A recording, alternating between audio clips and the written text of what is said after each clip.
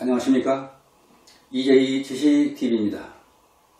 이번 주제는 2023년 새해편으로 지난해를 돌이켜보면서 새로운 마음으로 새해를 맞이하고자 합니다. 팬데믹이 전 세계적으로 확산되면서 어렵고 힘들었던 2022년 한 해를 마감하고 2023년 개묘년 토끼띠 해의 새아침이 밝았습니다. 우리는 2023년 새해를 맞이하면서 새로운 출발을 위한 힘찬 첫발을 내딛고 있습니다. 독자 여러분, 새해 복 많이 받으시기 바랍니다. 우리가 맞이하는 하루하루의 일상은 생애에 있어서 다시는 돌아오지 않는 소중하고 유일한 날들입니다. 그러나 우리는 새해의 첫날은 한 해가 출발하는 날이기 때문에 다른 날보다도 더 큰 의미를 부여하고 있습니다.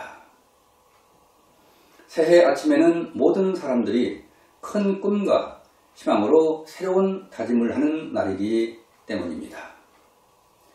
우리가 성취하고자 하는 일은 하루아침에 이루어질 수는 없습니다. 우리가 이루고자 하는 일은 먼저 시작을 해야만 하고 또 실천에 옮김으로써 결실을 맺을 수 있습니다.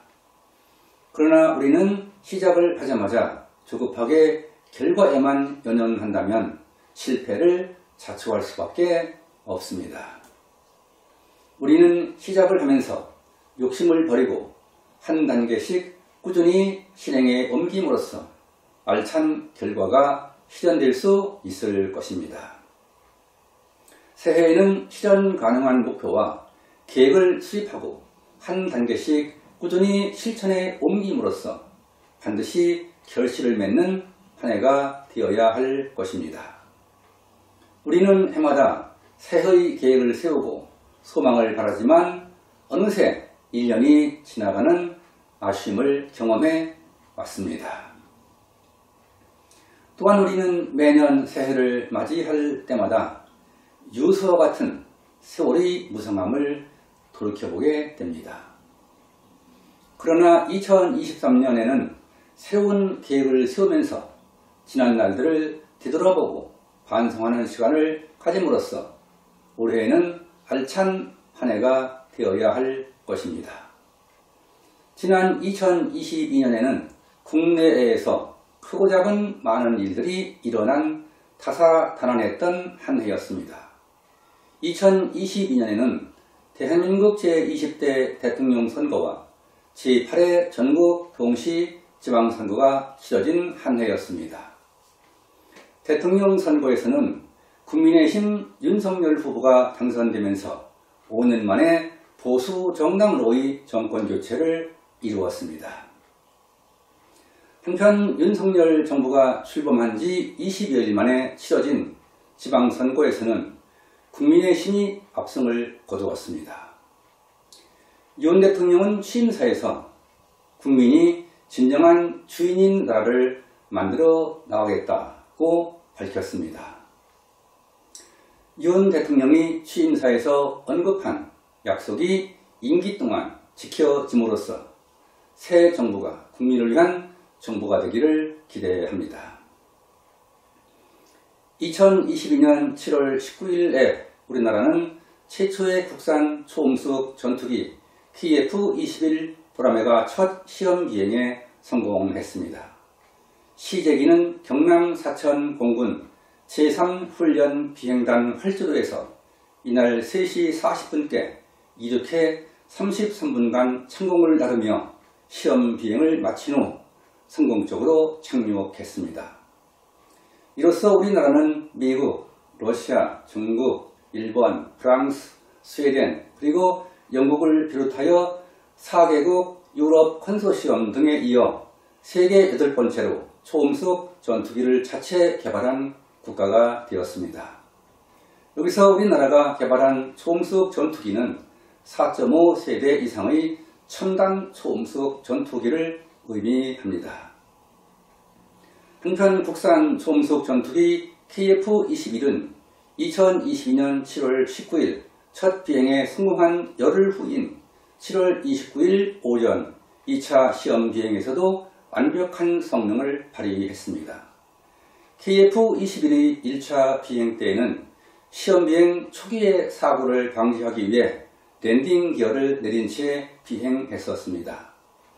그러나 KF-21의 2차 시험 비행에서는 랜딩 기어를 접은 채 성공적인 비행을 했습니다. KF-21은 이날 오전 11시 2분에 경남 사천 제3훈련 비행단 활주로에서 이륙하며 39분간 비행하고 11시 41분에 착륙했습니다. 한편 KF-21 보라매의 첫 시험 비행 후 71일 만인 지난해 2022년 9월 28일에는 최초 비행 성공을 축하하는 기념행사가 국방장관 등 국내의 인사들이 참석한 가운데 사천에서 열렸습니다. KF-21 보라매는 앞으로 시험비행 2000여 회를 거쳐 2032년까지 120대를 실전 배치할 계획입니다. 이와 같이 우리 대한민국은 소음속 국산 전투기를 자체 개발하는 등 국방력이 한층 강화되고 있습니다. 국방력의 강화는 안보를 튼튼히 함으로써 한반도에서 전쟁의 재발을 억제할 수 있는 지렛대의 역할을 할 것입니다. 우리는 단일 민족으로서 남과 북이 협력할 수 있는 실질적인 방안과 평화 통일을 달성할 수 있는 통일 정책의 추진에 매진해야 할 것입니다.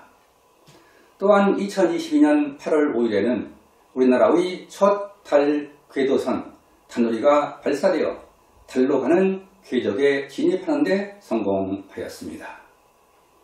새해 2023년에는 우리 대한민국이 정치, 경제, 과학, 군사 등의 모든 부문에서 선진 강국으로 도약하는 한 해가 되어야 할 것입니다. 2022년은 지지난해에 이어 지구촌 전체의 팬데믹으로 암울하고 어려웠던 한 해였습니다. 그리고 유럽에서는 우크라이나가 러시아의 침공으로 전쟁의 참화 속에 전 국토가 폐허로 변하는 재난을 겪기도 했습니다. 한편 지난해 7월 8일에는 아베 신조 전 일본 총리가 선거 유세 중 저격을 받는 사건이 발생하기도 했습니다. 또한 우리나라는 지난해 2022년 8월 8일과 9일 사이에 80년 만에 쏟아진 기록적인 폭우로 인해서 인명과 재산상의 많은 피해를 입었습니다. 한편 제11호 태풍 신남노가 지난해 2022년 9월 6일 오전 한반도 남해안에 상륙하면서 영남 지역에 많은 피해가 발생했습니다. 지난해 2022년 9월 19일에는 신남노에 이어 제14호 태풍 난마돌이 한반도 최애 근접점을 지나가면서 부산, 울산, 경남 지역에 강풍이 몰아치기도 했습니다. 영국에서는 70년간 재위했던 엘리자베스 2세 여왕이 2022년 9월 8일 향년 96세로 서거하면서 여왕의 큰 아들인 찰스 3세가 76세로 왕위를 잇기도 했습니다. 또 지난해 2022년 10월 29일 밤에는 서울 용산구 이태원에서 할로윈 축제를 맞이해 참담한 사고가 일어났습니다. 이날 대규모 사고로 고귀한 사람들이 희생되고 부상당하는 등 안타까운 일이 벌어졌습니다. 지난해 2022년 10월 31일부터는 우리 공군과 미 7공군 사령부가 비질런트 스톰 훈련을 진행했습니다. 훈련에는 한국 공군의 F-35A, F-15K, KF-16 전투기, KC-330 공중구비기 등 140여 대와 미 공군의 F-35B 전투기, EA-18 전자전기, U-2 고공정찰기, KC-145 공중구비기 등 100여 대 등 모두 240여 대가 대거 투입되었습니다. 당초 비질런트 스톰은 2022년 11월 4일 종료 예정이었으나 북한의 연이은 미사일 발사 등의 도발로 훈련 기간을 11월 5일까지 하루 더 연장했습니다. 마지막 날 오후 훈련에는 미국의 B-1B 랜서 전략 폭격기가 한반도로 전개하여 훈련에 전격 합류함으로써 도발 수위를 높여가는 북한의 강력한 경고 메시지를 보내기도 했습니다. 돌이켜보면 지난 2022년은 다사다난했던 한 해였습니다. 우리 인류는 지구촌 곳곳에서 발생했던 지난해의 어둡고 암울했던 일들을 극복하고 새해에는 안전하고 평온한 한 해가 되어야 할 것입니다. 새해에는 모든 사람들이 소망이 풍성한 결실을 맺는 한 해가 될 것을 기원합니다. 또한 우리는 새해를 맞이하면서 꿈과 희망을 향한 새로운 출발을 다짐해야 할 것입니다. 지금까지 2023년 새해를 맞이하면서 지난해를 돌이켜보고 우리의 새로운 각오와 희망을 살펴보았습니다.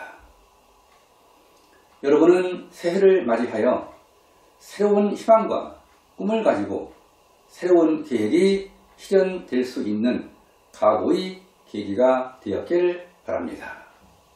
새해에는 새로운 마음으로 힘찬 출발이 이루어져야 한다는 사실이 독자 여러분과 공유되었길 기대하면서 이제의 지시 TV를 마치겠습니다. 감사합니다.